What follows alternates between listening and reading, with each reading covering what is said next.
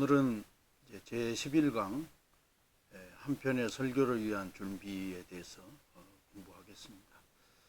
설교자하고 요리사는 좀 비슷한 면이 있습니다. 두 사람 다 나름대로는 요리를 하는 사람이죠. 일반 요리사는 육의 양식을 위해서 요리하는 것이라고 한다면, 설교자는 영의 양식, 하나님의 말씀으로 요리를 하는데, 이 요리와 설교의 그 공통점이 하나 있다고 한다면, 둘 다 준비를 아주 정성 어린 그 준비가 필요하다고 하는 것입니다. 또 요리하는 사람은 맛있게 해야 하는 것이죠. 아무리 정성을 다 들여도 맛이 없으면 사람들에게 환영받을 수 없는 것처럼, 그래서 정성 어린 준비와 또 맛있게 하는 것. 요즘 그 TV 보면 이제 대세가 요리하는 것 아닙니까?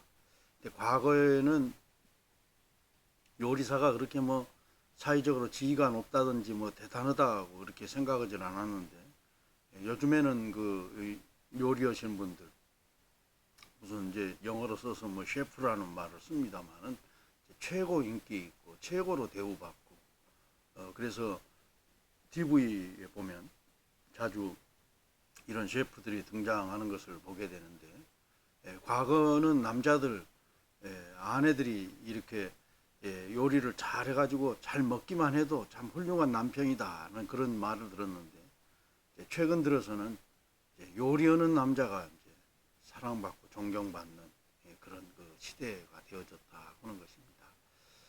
설교라고 하는 것도 이 한편의 강단 위에서 서서 설교를 하기까지 많은 준비가 필요하고, 또 이 준비 과정을 잘 해서 또 강단에서 외치게 될 때 하나님의 은혜 가운데 잘 선포해서 성도들에게 감동과 또 하나님의 뜻을 밝히 보여준다고 하는 것이 굉장히 중요한데, 이런 의미에 생각할 때 설교 시간에 회중들이 졸고 있다, 이것은 반은 이제 설교자 책임도 있다고 하는 것을 생각하면서, 오늘 챕터에서는 특별히 한편의 설교를 위해서 우리 설교자들이 어떤 마음가짐으로 또 어떤 자세로 정성스럽게 준비할 것인가 하는 것을 우리가 좀 눈여겨보면서, 어떤 일들을 하든지 간에 세상에서 뭔가 다른 사람에게 영향력을 끼치고 또 감동을 주고 변화시키는 사람들의 그 특징을 보면 한결같이 다 열정의 사람이라고, 열심히 일하는 모습, 또 최선을 다하는 그 모습이 상대방에게 마음으로 전달돼서, 그래서 이 뜨거운 열정을 가지고 설교 사역을 잘 감당해야 될 뿐만 아니라, 이 열정이라고 하는 것은 부지런함으로 나타나는 거죠. 예수님도 사실은 굉장한 열정이 있어요. 예수님이 사역을 간단하게 표현해서 마태복음에도 언급하고 있습니다만은, 모든 성을 두루 다니셨다. 여기 두루 다니셨다고 하는 것은 한 군데도 빼지 않고 다 다니셨다고 하는 거죠. 환영받는 곳에서만 설교하신 것이 아니라 배척하고 반대하는 사람들 그 동리에 가서도 하게 되어졌는데, 설교자들은 이런 의미에서 생각할 때 마음이 뜨거운 열정으로 불타오르야 되지만은, 또 이 설교를 하기까지 얼마나 많은 면에서 열심히 준비해야 되는가. 이 세상 요리사들도 그러잖아요. 많은 사람들이 찾는 그 맛집이 되기까지는 그 하루아침에 이루어지는 것은 아닌 것이죠. 음식 나올 때 보면은 잠시 주문하면은 한 10분 만에 나옵니다만은, 그 10분이 음식을 만드는 전부는 아니죠. 그 음식이 나오기 전까지 사실은 식당 문을 열기 전부터 시작해가지고 일찍부터 준비하고 또 조리를 해서 그것들이 이제 하나의 결정체가 되어서 손님상에 나갈 뿐이지, 손님상에 음식이 나가기까지는 참으로 많은 수고와 또 애쓴 이것들이 결과적으로 작품이 되어 가지고 나온다 하는 것을 보면서, 특별히 우리가 설교라고 하는 것은 이제 사람들을 향해서 하나님의 말씀을 외치지만은 이것은 전적으로 사람만이 하는 일도 아니고 또 하나님께서만이 하는 것도 아니고 하나님과 우리가 합작해서 이루는 것이고, 더 직접적으로 표현한다면 성령님의 도우심 가운데 감동의 역사를 받고 또 하나님의 말씀을 잘 준비해서 회중들에게 전달하는 자가 설교라고 하는 것이죠. 그래서 성령님의 역사에 온전히 순종하는 면도 필요하고, 또 바른 설교를 잘하기 위해서 무엇보다도 설교자들은 부지런히 힘써야 한다고는 사실입니다. 요리도 준비하는 과정이 여럿이라 그랬는데, 설교도 한편의 설교가 완성되기까지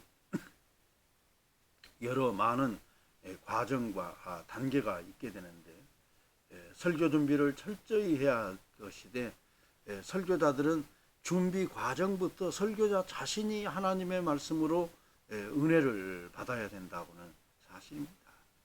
저도 과거에 교회학교 또 이 교육전도사로 또 시작해서 오늘 이제 담임 목회자로 이르기까지 참 많은 설교를 했습니다만은, 그 설교 원고를 정리하는 가운데 설교자인 제 자신이 감동받을 때가 있지.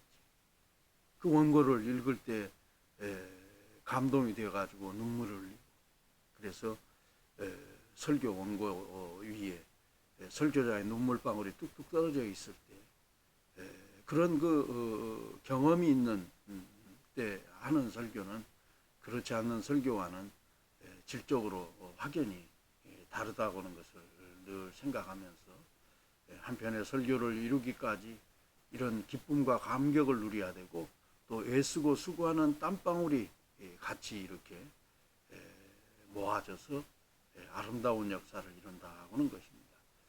여러분들 교과서 244페이지 제일 밑에 스펀전이 했던 그 말씀 인용 부분을 한번 좀 제가 읽겠는데요. 그리스도를 위하여 우리의 삶을 소진시키는 것은 우리의 의무요 특권이다. 우리는 화려한 진열장에 놓이는 움직이는 인간 박제가 아니다. 오직 모든 것이 태워져야 할 살아있는 희생물일 뿐이다. 열심과 정성을 다해서 하나님의 말씀을 잘 준비하고, 그리고 강단에서 이것을 외치는 자가 설교자라고 하는 분명한 자기 정체성을 가지고 이 사명을 감당해야 되겠다고는 사실입니다.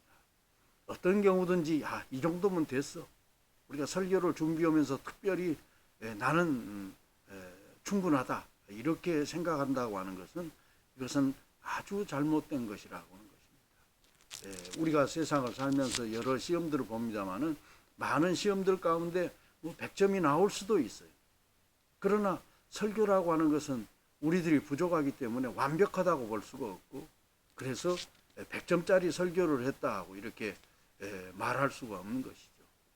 뭔가 늘 채워지지 않는 부족함을 안타깝게 생각하고, 보다 더 하나님의 그 심정으로 돌아가서 회중들에게 바른 말씀을 외치기 위해서 힘쓰고 애쓰는 마음, 이게 이제 굉장히 중요한데, 그런 면에서 여러분들 교과서 245페이지에 브라이트 신학교의 설교학 교수였던 헌터 베켈히머라는 교수가 남긴 말, 우리가 좀 기억해야 될 때인데, 성공적인 설교란 쉬운 것이 아니다. 설교를 쉽게 생각하는 사람들은 성공적인 설교가 어떤 것인지조차도 모르는 사람들이다.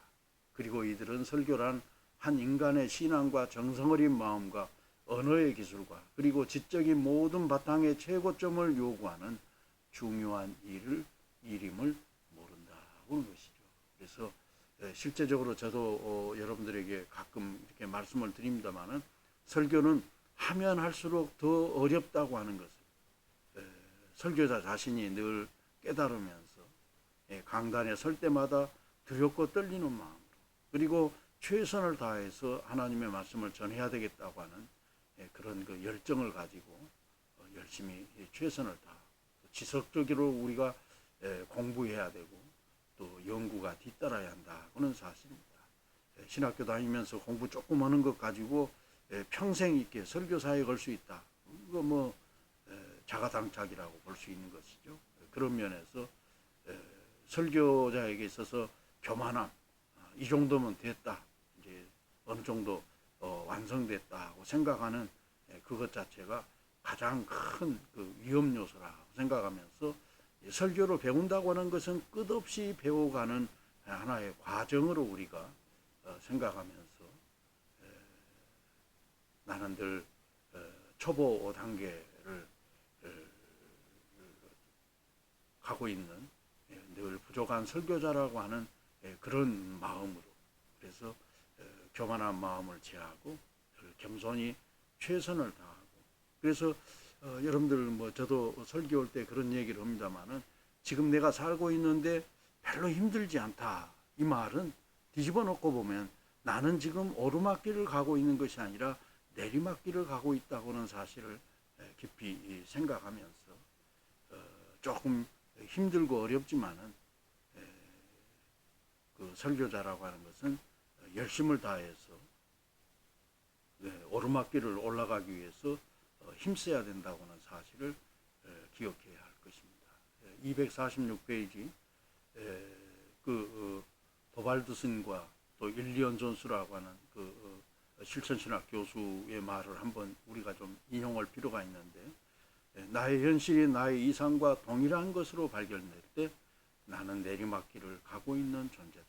또 일리언 존스는 설교자가 자신의 설교에 만족할 때 그는 스스로 내리막길을 가고 있다고 이렇게 말하면서 늘 자신의 부족함을 안타깝게 생각하면서 최선을 다해서 하나님의 말씀을 잘 전하는 자로 철저하게 준비하고, 또 성령님의 도우심을 받아서 또 현장에서 이 일을 해나갈 때도 자기가 할 수 있는 한 최선을 다하고 거기에 생명을 걸고 열정을 바쳐야 된다고는 사실입니다. 특별히 이제 이번 그 챕터는 설교 준비하는 그 지침에 대해서 말씀하고 있는데, 우리가 준비 그러면은 그것을 무시하는 경향이 있습니다만은, 사실은 현장에서 시연하는 것보다 더 중요한 것은 준비 과정이라고. 일반 세상의 어떤 그 연극이랄지 각종 그 예술 하는 것들도 보면은 잘 준비해야 되고, 또 철저하게 연습해 가지고 또 그것을 다 했을 때는 이제 최종적으로 이제 리허설까지 하면서 무엇이 문제인가, 또 무엇이 잘 안 되는가, 그것을 또 자기가 이 일을 하면서 어떻게 움직이고 또 어떻게 얘기해야겠는가, 동선까지 다 일일이 체크하면서 어떤 일들을 해나가는 것을 보게 되는데, 설교 준비도 마찬가지라고.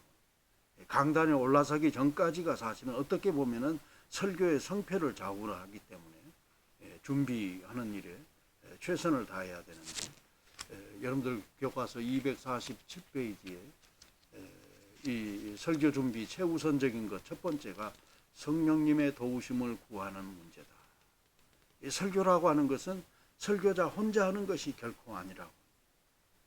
내 속에 거하시고 나를 지도하시는 성령님의 도우심 가운데 우리가 이 문제를 하기 때문에 준비 과정은 전적으로 어떤 면으로 보면 성령님의 도우심이 있어야 된다. 그래서 성령님의 감동 감화 이 역사는 설교 준비부터 시연해 가지고 마무리 짓고 회중들 마음속에 뭔가 영향력을 줘서 삶의 영향력을 만들어가는 그 모든 단계에 다 성령님이 역사해야 된다고는 사실입니다. 그래서 설교 전 과정, 본문을 선정하고 또 그 말씀을 이제 묵상하고 또 연구하고 원고 작업을 하고 또 전달 연습을 해서 이제 강단에서 설교를 하기까지 이 모든 과정, 이 과정 속에 성령님의 도우심이 있어야 된다고는 사실입니다. 어떤 분들은 보면은 전혀 준비를 안 해놓고 강단에 올라가서 그때 설교할 때 성령님의 도우심을 받고 설교하겠다고 생각하는데, 이것처럼 잘못된 것이 없다고는 것이죠. 강단 위에서 외치게 될 때 성령님의 도우심이 필요하다고 한다면 준비 과정 때는 더 필요한 것이죠. 그래서 성령님의 감동의 역사를 설교자가 언제 더 피부로 그렇게 강하게 느끼는가? 준비하는 과정 속에서 말씀을 깨달아가고 말씀 속에 깊이 있는 하나님의 뜻을 이제 알아가게 될 때 거기에 신비한 기쁨이 있는 것이죠. 그래서 이 과정, 준비하는 과정 전체를 통해서 홀로 이렇게 고독하게 하는 작업이 아니라 성령님의 도우심 가운데 하는 것이기 때문에 설교 준비 전체 과정 속에서 성령님의 도우심을 구해야 되고, 또 하나는 두 번째로 메시지를 운반할 도구가 제 기능을 다하도록 갈고 닦는 일이 중요하다 하는 것입니다. 설교 사역이라고 하는 것은 자기가 얼마든지 관리 여하에 따라서 또 향상시킬 수도 있고 그러는데, 사실은 이 설교자가 설교를 최고로 잘하기 위해서는 모든 역량을 거기에 집중시키는 거예요. 운동선수들도 보면 그냥 연습하고 그냥 컨디션 조절하는 것이 아니라 시합 날짜에다가 딱 맞춰가지고 그때 이제 최선을 다해서 경기를 잘하기 위해 컨디션을 이제 다 나름대로 끌어올리는 거죠. 컨디션이 연습할 때가 최고 좋아가지고 시합할 때는 정정 이제 정상의 자리에서 이렇게 밑으로 떨어질 때 시합을 하면 안 되지 않습니까? 마찬가지로 자기 자신이 항상 목회자는 강단에서 설교하는 그 시점을 늘 생각하면서 거기에 이제 모든 역량을 초점을 맞추고 또 잘할 수 있도록 부단하게 이제 연구, 노력, 훈련 이 과정들이 굉장히 중요하다 하는 것을 생각해야 되고, 또 세 번째로 설교자의 생활은 설교를 위한 생활이어야 된다. 사실 전반적인 모든 것들이 다 설교에 맞춰져야 된다.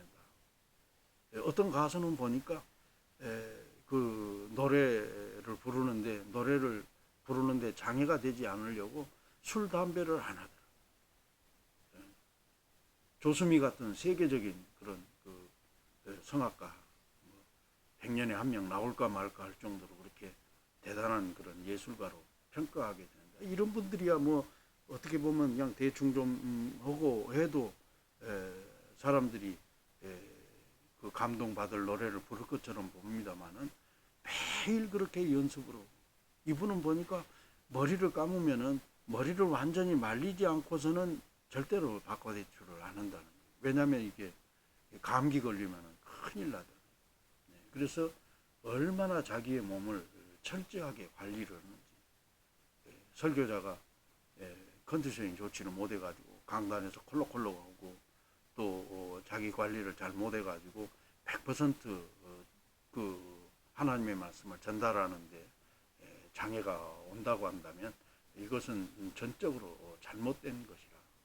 그리고 모든 관심이 다 설교에, 사실은 저도 TV를 보면서 가끔 이렇게 봅니다만은 뭐 오락을 위해서 단순히 하는 것이, 어떤 프로를 보더라도 설교 소재가 있는가, 또 설교에 뭔가 유익하겠는가 늘 생각하면서 거기에 집중을 해서 조금이라도 도움이 된다. 또 인문학 강의라든지 또 역사 강의를 통해 가지고 이게 이제 설교에 어떤 면으로 도움이 되겠는가 생각한다면 그것들을 일일이 다 메모도 하고 또 기록으로 남겨서 활용하는 것인데, 마찬가지로 설교자는 모든 삶이 자기는 설교자이기 때문에 설교에 초점을 맞추어서 거기에 잘 해야 된다 하는 것입니다. 여러분들 교과서 249페이지 아래에서 제일 밑에 그 유명한 설교가 맥카울레이가 설교의 한 문장을 쓰기 위하여 20권의 책을 읽었고 하나의 사실을 말하기 위하여 100마일의 여행을 했다는 기록이다. 얼마나 대단합니까? 한 문장을 쓰기 위해서 책을 20권이나 읽었다. 이런 그 정성과 애쓰는 그 과정을 통해서 설교를 했었을 때 얼마나 청중들에게, 회중들에게 감동 어린 설교를, 하나의 사실을 말하기 위해서 우리들은 그냥 듣는 풍을 비슷하게 뭐 전달받은 것만 갖고도 막 풀어서 얘기를 합니다만은 그것을 생생하게 잘 전달하기 위해서 100마일을 여행했다. 100마일이면 160km 아닙니까? 우리 단위로 말하면 400리길을 갔다 오는데 그건 대단한 것이죠. 오늘 우리가 그런 열정을 가지고 설교를 하고 있는가. 언젠가 그 최인호 씨 잃어버린 왕국이라든지 제가 또 뭐 조정래 씨 소설을 읽으면서 하나 좀 감동을 받았던 것이 뭔가. 이 사람들은 이 소설을 쓸 때 머리로 쓴 것이 아니라 역사적인 현장 또 이런 모든 것들을 발로 뛰어가지고 그렇게 그 작품을 만들었다고 하는 것이죠. 그래서 많은 사람들에게 더 감동을 주고 어떤 역사학자는 그 어떤 학자도 이분들만큼 그렇게 현장을 다니면서 자료를 수집하고 또 그 내용을 소화해 가지고 그렇게 이제 소설을 쓰는 것을 보면서 학문하는 사람들 못지않게 더 많이 뛴 것을 보면서 이런 그 소설을 읽을 때 어찌 우리가 감동을 받지 않겠습니까? 저도 그 조정래 씨 이제 박사 논문 쓰고 나서 좀 여유가 있어서 이런 소설 뭐 한강이랄지 태백산맥이랄지 이런 그 소설도 있고 또 그 최인호 씨 같은 그 상도라고 하는 그 거상 임상옥에 대한 그 이야기를 통해서 우리에게 뭔가 감동을 주는 이런 것들은 단순히 그냥 글 쓰는 그런 기교로 쓴 것이 아니라 한 발 한 발 다 전국과 또 곳곳 일본, 도처, 또 중국 이런 곳까지 다 이렇게 다녀서 했기 때문에 발품을 팔아서 부지런히 준비한 이것. 또 언젠가 제가 TV 프로를 보니까 그 대종여 지도를 그린 그 김정호라고 하는 그 인물.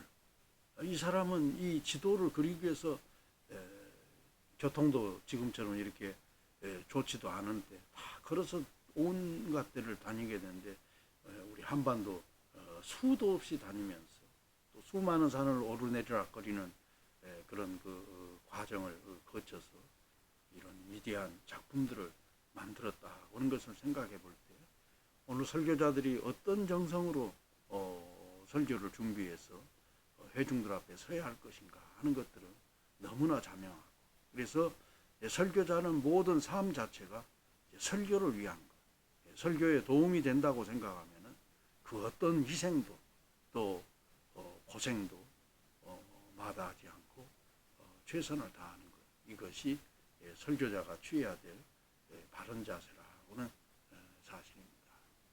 또 설교자는 이제 말을 하기는 합니다만은 실제적으로는 말을 잘하기 위해서는 말을 잘 들어야 되는 거죠. 그래서 경청하는 것이 굉장히 중요한데 사람들 말도 경청해야 되겠지만은 하나님의 말씀을 통해서 하나님의 음성을 듣는 일에 더욱더 큰 힘을 써야 된다. 또 설교자는 오늘의 현장 속에서 일어나는 일들 가운데 하나님의 뜻을 말하기 위해서는 오늘 시대가 어떻게 가고 있는가 하는 것에 대해서도 전문가 이상으로 잘 알아야 된다고. 칼바르트는 한 손에는 성경을 한 손에는 신문을 이렇게 하면서 그 하나님의 말씀을 준비해야 된다고 하는 것인데 우리가 삶의 현장도 잘 알아야 되고 또 하나님의 말씀에 대해서도 전문가가 되어야 어느 하나만 가지고 하면은 진정한 설교자라고 말할 수 없는 것이죠. 그래서 설교자는 시사적인 면도 잘 알아야 되고 또 일반 독서를 통해서 우리의 삶의 현장을 잘 알아야 된다고 하는 것이 어떤 단편적인 지식이 아니라 종합적인 지식. 어떤 면으로 보면 그 대통령은 전체를 다 아우르는 가장 큰 국가의 이제 그 일꾼이라고 볼 수 있잖아요. 대통령이 뭐 어느 국방 한쪽만 이렇게 알고 또 아니면은 무슨 교육 이런 한쪽만 알고 경제 이런 부분적인 것이 아니라 국가 전체를 운영하기 위해서는 전체를 다 아우르면서 알아야 되는 것과 마찬가지로 이 설교자는 단편적인 지식이 아닌 종합적인 지식, 그리고 우리의 삶의 전반적인 문제까지 잘 이렇게 알아야 한다는 것입니다. 뿐만 아니라 이 설교자가 설교를 잘하기 위해서는 설교에 이제 올인할 수 있어야 된다. 이것도 하고 저것도 하고 그렇게 하고서는 어떤 깊은 세계를 우리가 열어갈 수 없고, 그래서 오로지 설교자는 설교 외에는 아무 일도 못하는 것처럼 한 길만 가야 되고, 또 다른 일로 바빠서는 안 된다고 하는 것이. 여러분, 그 사탄 마귀가 교묘하게 사람들을 시험에 빠지게 하는데, 그것이 뭔가 별로 중요하지 않는 일에 우리의 마음을 쓰면서 설교하는 일에 전적으로 힘쓰는 것을 가로막고서 뭔가 다른 일에 자꾸 분주하게 만들어서 설교에 올인할 수 없도록 하는 것. 그래서 한 가지 일에만 몰두할 수 있도록, 집중할 수 있도록 하는 자세가 무엇보다 중요하다 하는 것입니다. 어떤 분이 말하기를 그 사람이 어떤 사람인가를 알게 되면은 두 가지를 보면 안다. 첫 번째, 이제 잠에서 깨어가지고 일어났을 때 제일 먼저 그 사람이 뭘 하는가. 제일 먼저 한다고 하는 것은 그것에 제일 관심이 있다는 얘기 아닙니까? 그래서 아침에 이렇게 눈 뜨면 제일 먼저, 어떤 사람들은 이 침상 주위를 이렇게 더듬으면서 담배 꺼내가지고 담배를 피는 사람은 애연가 아니에요. 또 어떤 분들은 보면 또 눈 뜨자마자 신문 들여다보는 사람들도 있고, 믿음의 사람들은 아침에 눈 뜨면 어떤가요? 잠자리에서 일어나서 그 자리에 무릎을 꿇고 하나님의 은혜를 생각하고 짧게라도 하나님 앞에 기도하는 사람이 이제 그리스도인요 믿음의 사람이라고 말할 수 있지 않겠습니까? 그래서 아침에 눈 뜨고 제일 먼저 내가 뭘 하는가. 또 하나는 하루 24시간 또 자기의 전생애를 돌아볼 때 그 자기가 하고 있는 일들 가운데 가장 많은 시간을 하려 하는 일이 뭔가. 첫 번째 하는 일과 그리고 가장 많이 하는 일이 뭔가를 보면은 그 사람이 어떤 사람이라고 하는 것을 우리가 알 수 있다는 것입니다. 그런 면에서 설교자는 이 설교하는 준비 또 행위, 이 모든 것들이 삶의 최우선순위여야 되고, 또 삶에 있어서 가장 많은 시간을 거기에 하려는 사람이 되어야 한다는 것을 염두에 두고서 전적으로 설교 도움이 되는 일에는 힘쓸지언정 설교 준비에 방해가 된다고 한다면 과감하게 그것을 떨어버리는 그런 마음으로 사역을 감당해야 할 것입니다. 교과서 250페이지 연중 계획을 통한 설교의 준비라 그랬는데, 국가도 마찬가지고 그 개인도 마찬가지고 어떤 일들을 해나가게 될 때 장기 계획도 있고 중기 계획도 있고 단기 계획도 있고 매일매일 일상적으로 일어나는 그런 그 준비도 있습니다만은, 설교라고 하는 것들도 어떤 면으로 보면 짜임새 있게 잘 하기 위해서는 계획을 잘 세워야 된다는 것입니다. 대부분 여러 사람들이 이제 같이 식사하는데 보면 대충 식단이 나오잖아요.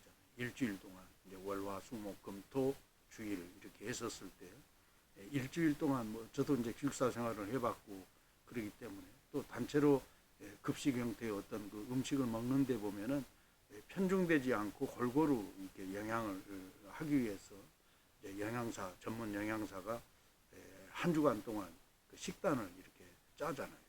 그렇게 해서 이제 어떤 음식이 중첩됐다든지 또 어떤 것들이 부족한 것들을 이제 막는 역할을 한다고 볼 수 있는데, 이렇게 식단을 이렇게 미리 짜놓고 그게 근거해서 하게 될 때 훨씬 이제 균형 잡힌 그 식사를 우리가 할 수 있는 것과 마찬가지고, 설교라고 하는 것도 1년이라고 하는 큰 틀을 생각을 하고, 또 이제 중기라고 한다면 분기별로 또 생각을 하고 또 조금 더 그것보다 세분한다면 이제 월별로 이렇게 좀 정리할 수 있고 또 더 나아가서 이제 매주일 이렇게 하게 되는데 설교도 이제 이런 크게는 연중계, 또 분기별로 계, 또 달별로 이렇게 그리고 이제 매주일 이제 이렇게 해나가는 이런 그 과정을 통해서 더 설교를